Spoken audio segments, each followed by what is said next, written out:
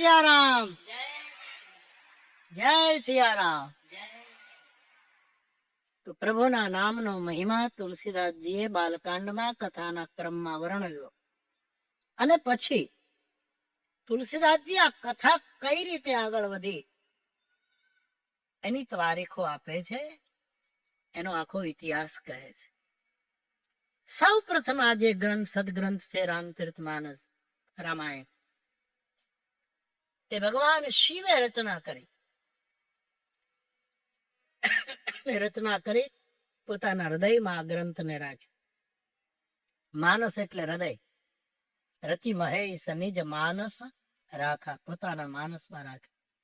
સમય મળ્યો ત્યારે એમણે પોતાના ધર્મપત્ની પાર્વતીને આ કથા સંભળાવી. પછી સમય આવ્યો, એ જ કથા ભગવાન મહાદેવે કાગભૂસુંડીજીને આપી અને કાગભૂસુંડીજીએ ગરુડને આ કથા સંભળાવી. આખી પરંપરા નું વર્ણન આવ્યું. પછી આ કથા પહેલા તો 2 શિખર ઉપર, કૈલાસ ઉપર શિવ, પાર્વતીને કહે, બીજું શિખર નીલગિરી, એમાં ભૂસુંડી ગરુડને કથા કહે.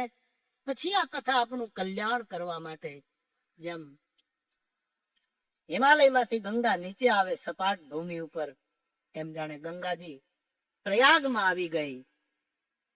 આ કથા પછી પ્રયાગમાં, તીર્થરાજ પ્રયાગમાં યાજ્ઞવલ્ક મહારાજે ભરદ્વાજજીને કહી.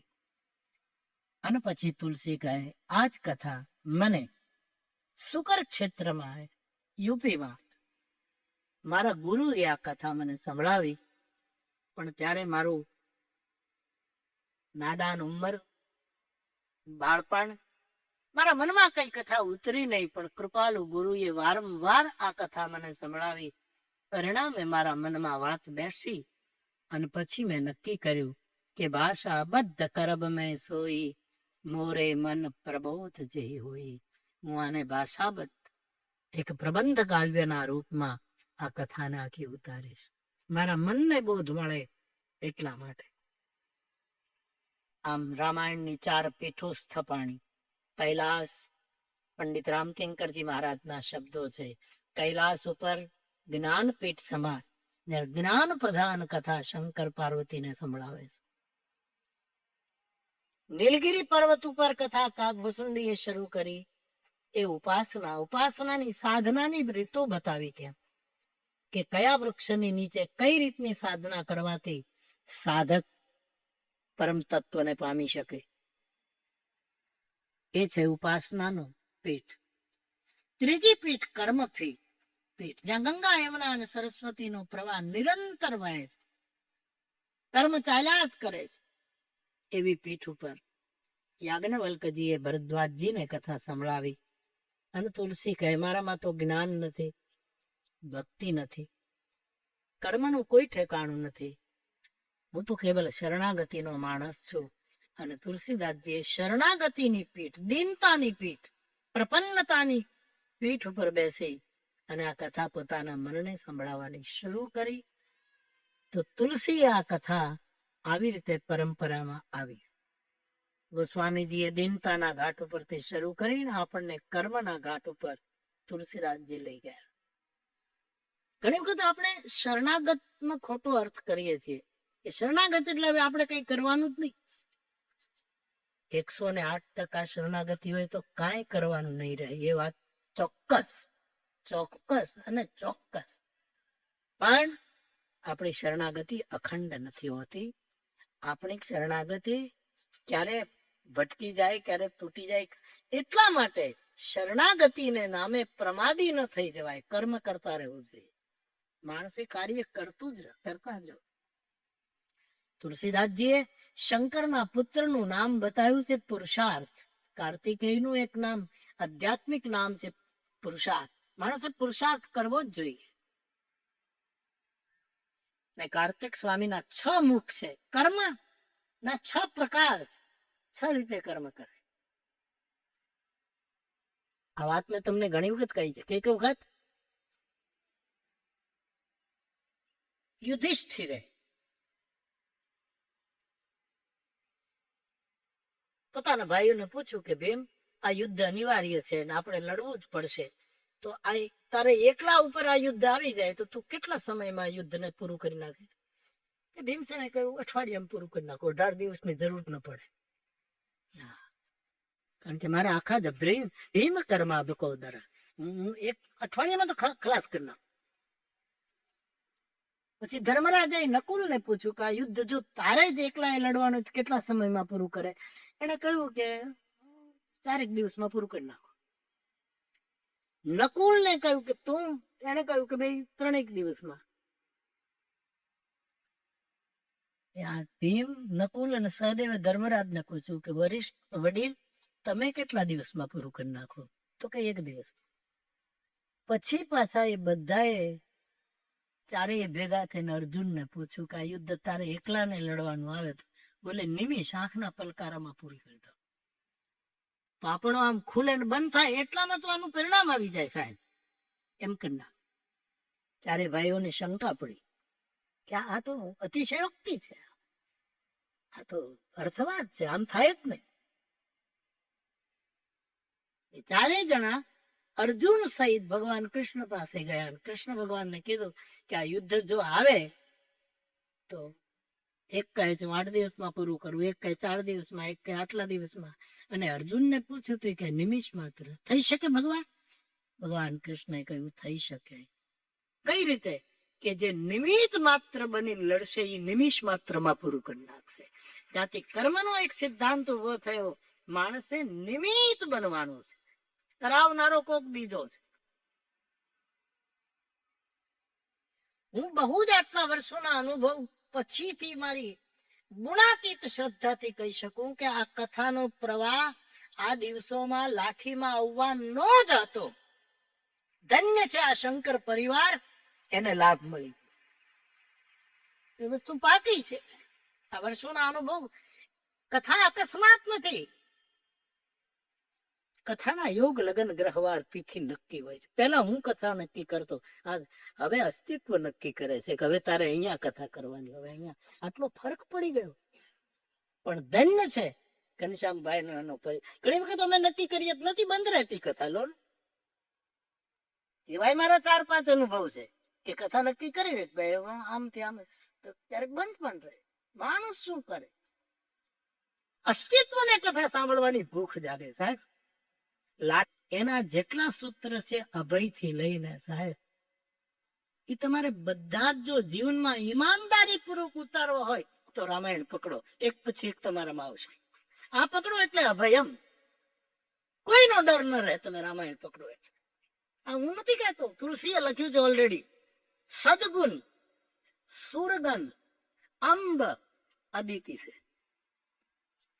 દૈવી ગુણોની જનેતા રામકથા છે. સદગુણ, સુરગન, દેવતાઓની માં અદિતિ.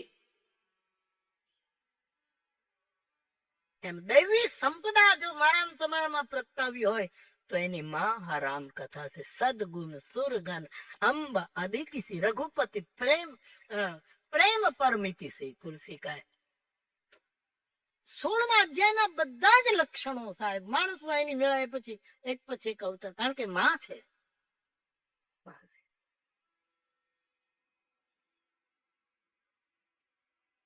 તો માનસ એ એક શું કહું, એટલે જયારે કથા આવે છે હવે, ત્યારે મને એમ લાગે છે કે આ નિશ્ચિત થયેલી જગ્યા, નિશ્ચિત થયેલો પરિવાર, નિશ્ચિત થયેલા યજમાનો, એની પાસે કથા આવીને ઉભી રહે છે. અને હું તો નક્કી હોત ને, બધું પછી ભેગું થાય છે સાહેબ. તો સાહેબ પુરુષાર્થના 6 મુખ છે. નિમિત્ત બનીને જે કરશે, અમારે સતત લખ્યું નિમિત્ત શંકર પરિવાર, નિમિત્ત શંકર પરિવાર. તો કર્મ કરવાનું. શરણાગતિના નામ ઉપર પ્રમાદી, આપણે ત્યાં શાસ્ત્રોએ કહ્યું કે પ્રમાદ એ તો મૃત્યુ છે. માણસ જો આપણાથી કઈ થાય નહીં, હું કઈ ન કરી શકું, આટલું ખોટ ગઈ ને હવે ધંધો મૂકી દઉં, આવું ન કરાય. Will find a way. આગળ વધો, આગળ વધો, આગળ વધો. સફળતા ન મળે ત્યાં સુધી છોડવું નહીં. પણ મોટામાં મોટું બળ હરિકૃપા એની સાથે રાખો. આ છોકરો મને પૂછતો હતો કે બાપુ પ્રારબ્ધ, મેં એને ત્રણ જ વસ્તુ કીધી કે ભાઈ પ્રારબ્ધનું પણ એક ઠેકાણું છે. પ્રારબ્ધ બહુ જ મોટું કામ કરે, પણ એની સાથે આપણો પુરુષાર્થ પણ જોઈએ. પુરુષાર્થ અને પ્રારબ્ધ પણ બે ન ચાલે સાહેબ, જો કોઈની પરમ કૃપા ન હોય તો. આ ત્રણ ભેગા થાય પછી નાઈ લેવું ત્રિવેણીમાં, પછી સફળતા જ. તો જે કર્મ કરવાનું એ છોડવાનું નહીં. ગીતાએ તો એમ કહ્યું કે એક ક્ષણ બી તમે ના પાડો તો એક ક્ષણ પણ કર્મ વગર ન રહી શકો. કર્મ કરે.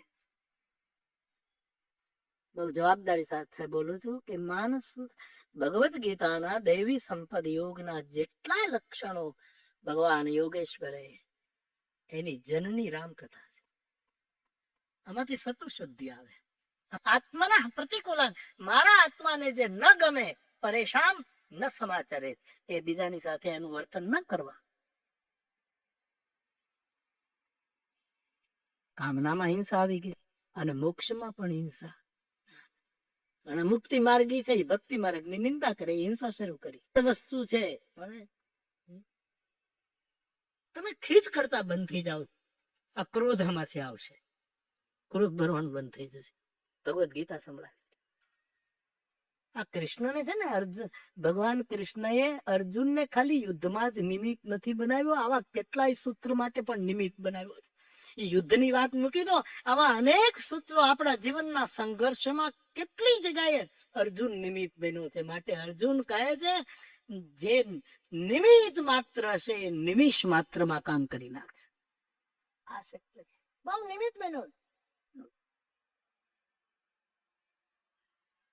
તો બાપ ક્યારેક વળી એની ચર્ચા, ચાર કેટલા જોડકા છે અને એમાં અહિંસા હોવી જોઈએ. તો મારો કહેવાનો અર્થ એ બધાની જનની રામકથા છે, આમાંથી આપણને મળે છે આ બધું. તો મારે મૂળ કહેવું છે કે શરણાગતિનો અર્થ કર્મ વિમુખતા નથી. નહીં, એ તો બધું હું તો શરણાગત 108% શરણાગતિ હશે તો ચોક્કસ કોઈ પરમ તત્વ આપણો બેડો પાર કરશે. પણ નહીતર આપણે કંઈક કરવું જોઈએ સાહેબ. આપણે આ મને હજી આટલું દુનિયામાં ફેર્યા રામાયણ, ગજાન શનમુખ, જગતને શું જણાવવાનું છે? જગતને પુરુષાર્થ જણાવવાનો છે. શંકરનો દીકરો એ સાક્ષાત પુરુષાર્થ છે, અને પુરુષાર્થના 6 મુખ છે. જગજાન શનમુખ જનમ કરમ પ્રતાપ પુરુષાર્થ એકી મેં શિવત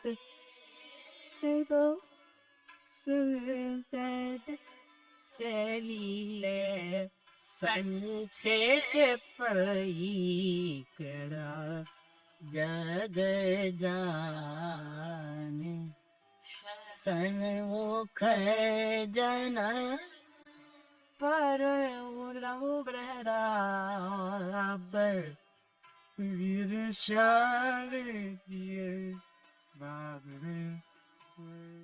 તો તુલસીદાસજીએ શરણાગતિની પીઠ ઉપરથી કથાનો આરંભ કર્યો અને મને તમને પ્રયાગ એટલે કે કર્મ તરફ પ્રેરિત કર્યા કે પ્રમાદી ન બનો.